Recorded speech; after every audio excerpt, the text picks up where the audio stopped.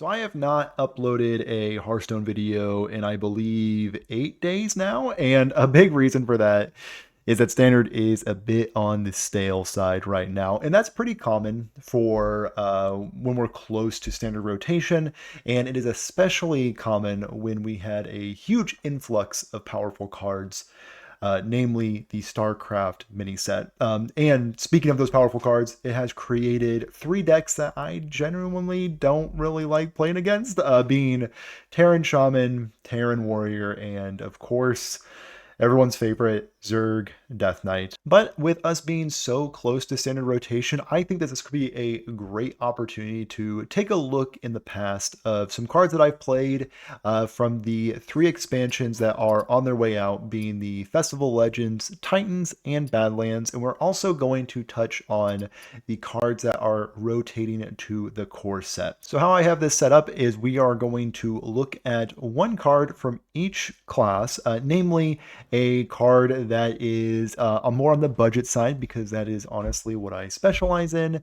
And to start things off, I am going to start with the Death Knight class. So for Death Knight, I actually have a card that not many people have talked about ever since it entered Standard, and that would be the Hardcore Cultist. So the Hardcore Cultist is a 3-mana 2/1 that has a battle cry of deal 2 damage, and if you finale it, it deals that damage to all enemies. And I love this card for many reasons. For one, I love Frost Death Knight when it was playable, and I also really like the finale keyword. It feels good to play with, and I would love to see it revisited in the future.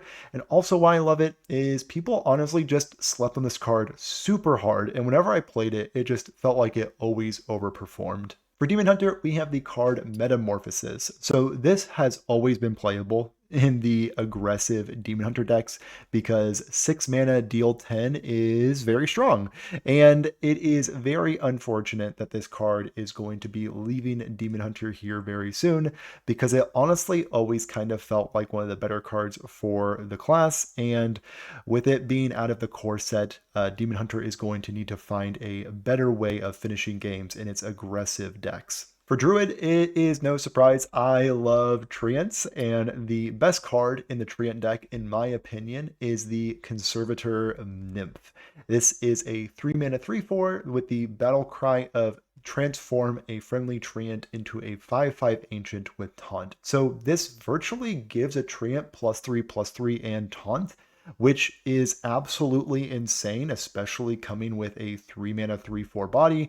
And I am honestly going to miss the Treant deck a lot. I feel like nobody played that deck, and they have definitely not played it in recent memory, but I am definitely going to miss these little tree fellas absolutely stomping my opponents. Now for Hunter, arguably my favorite class in Hearthstone, and a big reason for that is because of this card right here, Yelling Yodeler. This is a dual class card, so Hunter and Death Knight both had it, and I liked it a lot more in Hunter, namely because of the Starship deck with one of my favorite cards to be released recently, and that is the Biopod. So the Biopod is a Starship piece that deals damage equal to its attack to a random enemy.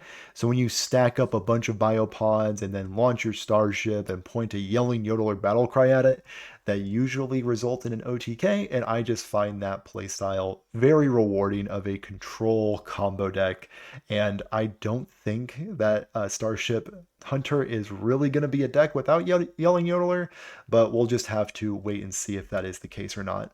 And maybe the card that I am the most sad to say goodbye to, and the deck that I'm most sad to say goodbye to, is Elemental Mage and the ever so powerful Tainted Remnant. Tainted Remnant is a 5-mana 7/4 with the battle cry of if you played an elemental last turn, deal 7 damage, randomly split between all enemies. And if your opponent had no board, this was oftentimes a 5-mana 7/4 that dealt 7 damage right to your opponent's head, which is a great way for an aggressive deck to finish out games or to pull very far ahead, because this oftentimes also just cleared your opponent's board.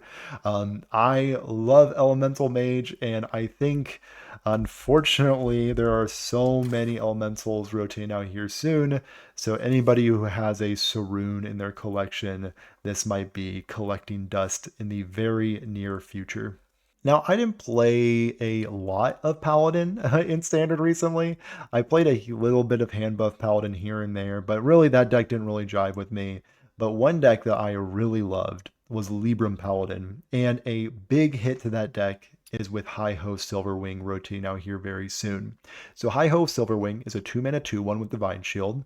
Pretty good rate, but with the death rattle of draw a holy spell. And specifically, calling out holy spells is good in that deck because Librams are all holy spells. And missing out on this early game tempo of a 2-mana 2/1 Divine Shield, but also that nice bit of value with just drawing a Libram is going to hurt this deck significantly, as well as losing the neutral card that I'm going to cover later. Priest is probably the class that I have played the least in recent years, and I kind of struggled to come up with the card that I really like out of the Priest class, but the one that I landed on was Creation Protocol. So this has been a staple in the slower Priest decks, and I think mostly with Aman'Thul. I know a lot of players had a lot of disdain for repeated Aman'Thuls, myself included. Wasn't a huge fan of seeing multiples of that Titan come down, but I think that outside of Aman'Thul, this is a very cool card, and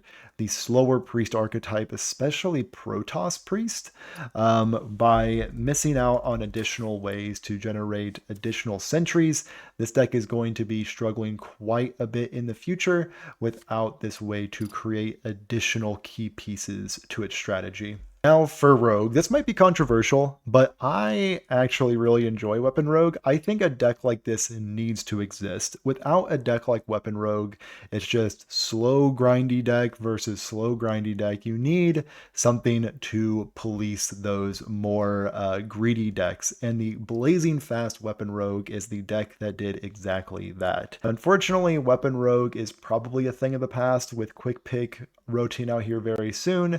We still do have the Sword Shiner, but without the Quick Pick, we might need to be finding a different weapon to shine up with our pirate here. Now for Shaman.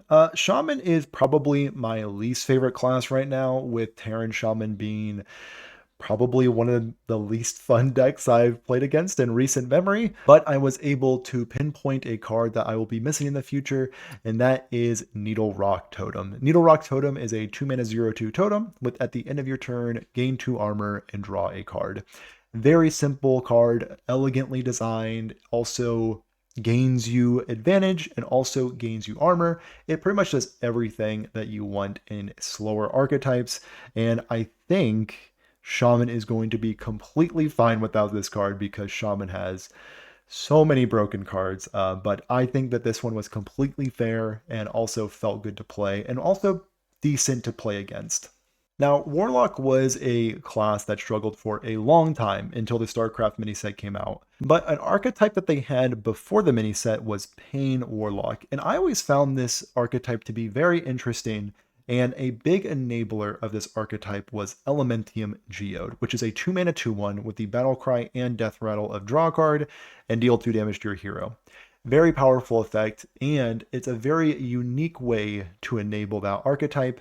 And really, whenever the Pain archetype is viable, I think Warlock is in a great place outside of the quest line and Demon Seed. That card was maybe a little too pushed, but I like to see these kinds of archetypes come back here and there, and I really hope this style of deck comes in the near future. Now, I kind of cheated with Warrior because this is part of a cycle. I really like the Rift cycle. Again, it utilizes the finale keyword that says play your last Rift, and we have the Verse Rift that gives your hero +2 attack and armor.